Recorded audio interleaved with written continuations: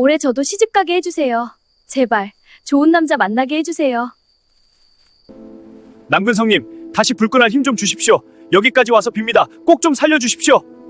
지금도 지리산 자락에는 사람들의 소원이 모이는 남근석이 있습니다. 만지면 연인을 만나고 잃었던 기력이 불끈 되살아난다고 합니다. 하지만 이 돌에는 차마 웃고 넘길 수 없는 이야기가 숨겨져 있어요. 그 시작은 지금으로부터 수백 년 전 조선시대로 거슬러 올라갑니다. 본격적인 사연 시작 전 구독과 좋아요 부탁드립니다. 지금 어디서 듣고 계신지 댓글로 남겨주세요. 여러분께 버려진 곳에서 가장 귀한 것을 발견하시는 기적이 찾아오시길 바랍니다. 조선 한양 사대문 안 대대로 벼슬과 재물을 쌓아온 사대부 집안이 하나 있었습니다. 북촌에 자리한 그 집은 기와집이 20칸이 넘었고 호조판서를 지낸 가장의 위세는 대단했지요. 그 집 막내 아들은 태어날 때부터 모든 걸 가진 듯 했어요. 키는 훤칠했고 얼굴은 반듯했으며 말솜씨까지 좋아 사람들의 눈길을 끌었습니다. 어머니는 이 막내를 유난히 귀여워했고 형들도 동생을 예뻐했지요. 그러나 그 복은 곧 화가 되었습니다. 15이 되자 그는 기생집을 드나들기 시작했고 술과 여색을 하루도 끊지 못했어요. 과거 시험은 뒷전이었고 글 공부는 핑계에 불과했습니다. 부모는 아들의 행실을 바로잡으려 했으나 소용이 없었습니다. 어머니는 눈물로 호소했습니다. 얘야, 내 형들을 보아라.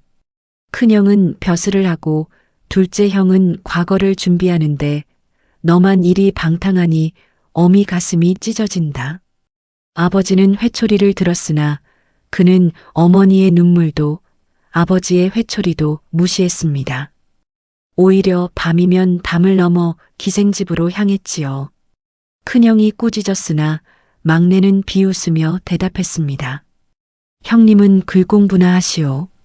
나는 내 길을 가겠소. 사람들은 혀를 차며 말했습니다. 저 산에 씨는 좋으나 뿌리는 썩었구나. 남봉꾼 서방은 여러 여인에게서 아이를 낳게 했습니다. 처음엔 한양에서 이름난 기생 춘향이었어요. 그녀는 배가 불러오자 남봉꾼 서방을 찾아왔지만 그는 문전박대했습니다. 내 아이라는 증거가 어디 있느냐? 기생이라면 손님이 한둘이겠느냐? 춘향이는 무릎을 꿇고 애원했습니다. 나리, 저는 나리만을 제발 외면하지 마십시오. 그러나 남봉꾼 서방은 고개를 돌렸지요. 춘향이는 결국 홀로 아이를 낳았고 기생으로 살 수 없게 되어 시골로 내려가 종살이를 했습니다. 그 다음엔 남대문 밖 주막집 과부였습니다. 그녀는 남봉꾼 서방에게 편지를 보냈어요. 날이 아이를 낳으면 주막을 접어야 합니다. 조금만이라도 도와주십시오. 이번에도 그는 발뺌했습니다. 술 취해서 기억이 없다. 그 뒤로도 아이 소식은 끊이지 않았습니다. 바느질하는 여인, 빨래하는 여인, 시장에서 나물 파는 여인. 7인지 8인지 정확히 세는 사람도 없었어요. 그러나 그 아이들을 안아본 적은 없었고 먹여본 적도 없었으며 이름조차 기억하지 못했습니다. 그에게 아이는 책임이 아니라 남성성의 증거였을 뿐입니다. 그는 기생집에서 이렇게 자랑했지요. 내가 뿌린 씨가 한양에 몇이나 되는지 아느냐? 그만큼 내가 남자답다는 증거가 아니겠느냐? 부모는 그런 아들을 붙잡기 위해 강직한 선비 집안의 처자와 혼인을 시켰습니다. 상대 집안은 재산은 많지 않았으나 대대로 청렴한 선비를 배출한 명문가였어요. 17의 혼례를 치른 부인은 말이 적고 마음이 깊은 사람이었습니다. 혼인 첫날 밤 남봉꾼 서방은 술에 취해 들어왔지요. 부인은 단정히 앉아 남편을 맞이했지만 그는 부인의 얼굴도 제대로 보지 않고 쓰러져 잠들었습니다. 그 후로도 남봉꾼 서방은 집에 드는 날이 드물었어요. 열흘에 한 번, 한 달에 한 번 들러 하룻밤 자고 가는 게 전부였습니다. 그러나 부인은 5아이를 낳았습니다. 첫째 아들, 둘째 딸, 셋째 아들, 넷째 딸, 5째 아들. 아이들은 늘 어머니 치마폭에 매달렸고 밤마다 울음소리가 끊이지 않았지요. 남봉꾼 서방은 가끔 집에 들러 아이들 얼굴을 보고는 이렇게 말했습니다. 저것들이 내 자식인가? 얼굴도 못생기고 울기만 하는구나. 부인은 그 말에도 아무 대꾸를 하지 않았어요. 다만 아이들을 안고 뒷방으로 들어갔지요. 부인은 새벽마다 정한수를 떠놓고 기도했습니다. 부처님, 이 아이들의 아비가 정신 차리게 해주십시오. 아이들이 아비 없이 자라는 것이 너무 서럽습니다. 그러나 남편은 아이 울음보다 기생의 웃음을 더 좋아했습니다. 세월이 흘러도 남봉꾼 서방은 변하지 않았습니다. 과거 공부는 하지 않았고 집안일에는 손을 대지 않았어요. 집안의 재산은 조금씩 줄어들었습니다. 비단옷을 사주고 금비녀를 사주고 잔치를 벌이는데 돈을 물쓰듯 했지요. 부인은 그런 남편을 원망하지 않았습니다. 다만 아이들이 굶지 않도록 바느질을 하고 쌀을 아껴 썼어요. 아이들이 아버지는 어디 계시냐고 물으면 부인은 아버지는 바쁜 분이시다라고만 대답했습니다. 첫째 아들이 10살이 되던 해 아이가 물었습니다. 어머니, 저희 아버지는 왜 저희를 안아주지 않으시나요? 친구들은 아버지가 업어주고 놀아준다던데. 부인은 대답할 말이 없었어요. 그저 아이를 꼭 안아주며 눈물을 흘렸지요. 기생집에서는 남봉꾼 서방이 이렇게 말하곤 했습니다. 아이 많다는 건 내가 그만큼 남자라는 증거지. 집안에 5, 밖에 7. 내 자식이 12이 넘네. 그 말이 그의 자랑이자 그의 죄였습니다.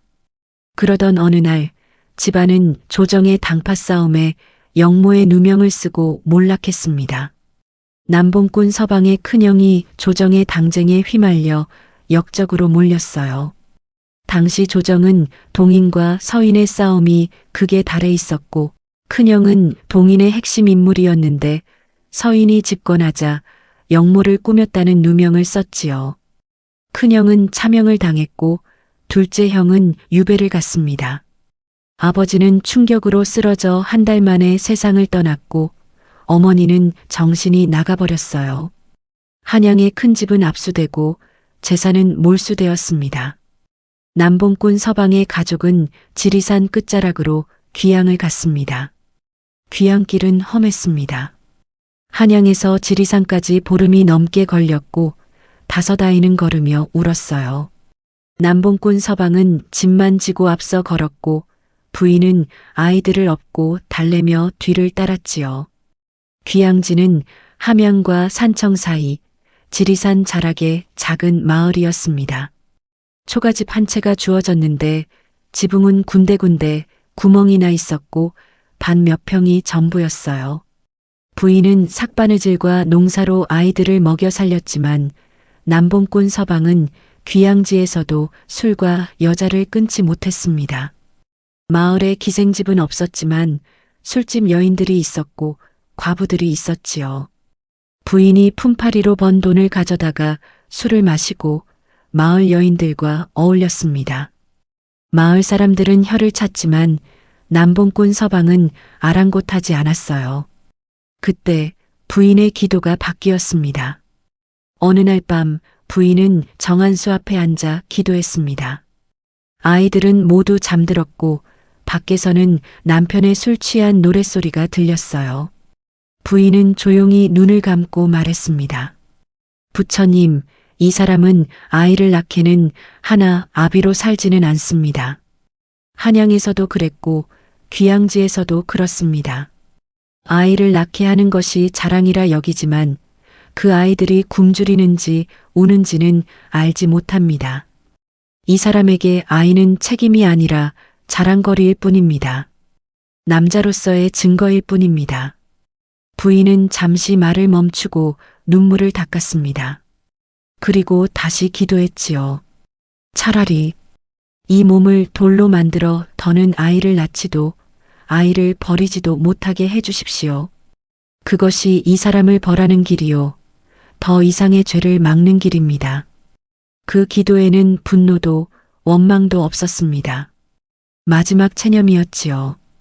그날 밤 남봉꾼 서방은 마을 술집에서 술을 마시고 있었습니다. 그는 마을 여인들과 어울려 자랑을 늘어놓고 있었어요. 내가 낳게 한 아이가 몇인지 아는가? 한양에만 7, 여기 귀양지에도 벌써 2. 아직 내 기운이 죽지 않았다는 증거지. 바로 그때였습니다. 잔을 들던 순간 손이 굳기 시작했어요. 처음엔 손가락 끝이 저렸고 그 다음엔 손목이 굳었습니다. 술잔이 손에서 떨어졌지만 소리는 들리지 않았지요. 귀도 이미 굳어가고 있었기 때문입니다. 혀가 굳었습니다. 말 많던 입이 더 이상 움직이지 않았어요. 소리를 내려 했지만 목구멍에서 아무것도 나오지 못했습니다. 몸이 차갑게 식기 시작했습니다. 발부터 다리, 허리, 가슴, 온몸이 돌처럼 단단해졌지요. 마지막으로 눈이 굳었습니다. 눈동자가 움직이지 않았고 눈꺼풀조차 감을 수 없었어요. 그는 그대로 술집 여인들을 바라본 채 굳어버렸습니다. 여인들은 비명을 질렀지만 이미 남봉꾼 서방은 돌이 되어 있었지요. 그런데 이상한 일이 벌어졌습니다. 돌이 된 그의 몸이 저절로 움직이기 시작한 거예요. 마치 바람에 날리듯 돌이 술집을 빠져나가 지리산 자락을 향해 움직였습니다. 다음 날 사람들은 지리산 자락에서 뾰족하게 솟은 바위 하나를 발견했습니다. 어젯밤 술집에 있던 남봉꾼 서방은 흔적도 없이 사라졌고 그 자리에 돌만 남았어요. 돌의 형상은 사람을 닮았는데 마치 무언가를 외치려는 듯 입을 벌리고 있었지요. 마을 사람들은 말했습니다. 부처님의 벌을 받았구나. 아이는 낳되 아비 노릇은 하지 않던 자의 말로가 저렇구나. 사람들은 그 돌을 남봉석이라 불렀습니다. 남봉을 피우던 자가 돌이 되었다는 뜻이었지요. 혹자는 난하게 만나 아이를 낳게 하던 자의 돌이라 해석하기도 했습니다. 밤이면 돌 표면에 물기가 맺혔어요. 사람들은 그것을 남봉꾼 서방의 피눈물이라 했습니다. 돌이 되어서도 자신의 죄를 깨달아 우는 것이라고요. 그런데 언제부턴가 이상한 소문이 돌기 시작했습니다. 그 소문이 퍼지자 사람들이 하나둘 찾아오기 시작했지요. 그 돌을 만지면 아이를 갖게 된다더라. 시집 못 간 처녀가 만지면 혼인이 이루어진다더라. 기력이 쇠한 사내가 만지면 정력이 돌아온다더라. 사람들은 이렇게 말했습니다. 아이를 낳게만 하던 몸이었으니 기운은 남아있을 것이다. 비록 돌이 되었어도 그 기운만큼은 사라지지 않았을 것이다. 그리하여 노처녀는 혼인을 빌고 기력이 쇠한 사내는 정력을 빌게 되었습니다. 밤이면 누군가 몰래 찾아와 돌을 쓰다듬고 갔지요. 그러나 마을 노인들은 고개를 저었습니다. 저 돌은 복이 아니다. 책임 없는 남성성의 끝이다. 부인은 아이 5을 데리고 남봉석을 찾아가지 않았습니다. 남편이 돌이 되었다는 소식을 듣고도 눈물 한 방울 흘리지 않았어요. 다만 조용히 정한수를 거두고 아이들에게 말했습니다. 사람은 낳는 것으로 어른이 되지 않는다. 지키는 것으로 어른이 된다. 너희 아비는 많은 아이를 낳게 했지만 한 아이도 지키지 못했다. 그래서 사람이 아닌 돌이 되었다. 아이들은 어머니의 말을 가슴에 새겼습니다. 첫째는 성실한 농부가 되었고 둘째는 마을의 훌륭한 며느리가 되었어요. 셋째는 글공부를 하여 훈장이 되었고 넷째는 배짜는 솜씨로 이름을 날렸습니다. 막내는 의원이 되어 마을 사람들을 돌보았지요. 부인은 아이들이 장성한 뒤에도 남봉석을 찾지 않았습니다. 사람들이 물어도 고개를 저었어요. 그것은 남편의 돌이 아닙니다. 책임 없는 남성의 끝을 보여주는 돌입니다. 부인은 가끔 지리산을 바라보며 이렇게 중얼거렸다고 합니다. 돌이 되어서라도 아이를 낳지 못하게 하는 것이 그 사람을 위한 일이었습니다. 부인은 70이 넘어 세상을 떠났고 아이들은 어머니를 지리산이 보이는 곳에 묻었습니다. 남봉석이 보이는 곳이 아니라 지리산의 아름다운 봉우리가 보이는 곳에요. 지금도 사람들은 남봉석을 찾아갑니다. 혼인을 바라는 이 아이를 원하는 이 기운을 찾느니 저마다의 소원을 품고 돌을 만지지요. 그러나 이 이야기를 아는 사람은 말합니다. 그 돌은 복을 주는 돌이 아니다. 경고하는 돌이다. 낳는 것만으로는 아무것도 아니라는 것, 지키는 것이 진정한 어른이라는 것, 책임 없는 남성성은 결국 돌처럼 차갑게 굳어버린다는 것을 말하는 돌이다. 그래서 남근석에 관한 야담은 이렇게 끝을 맺습니다. 기운은 돌에 남았으나 사람으로 살 기회는 그 사내에게서 이미 떠난 것이죠.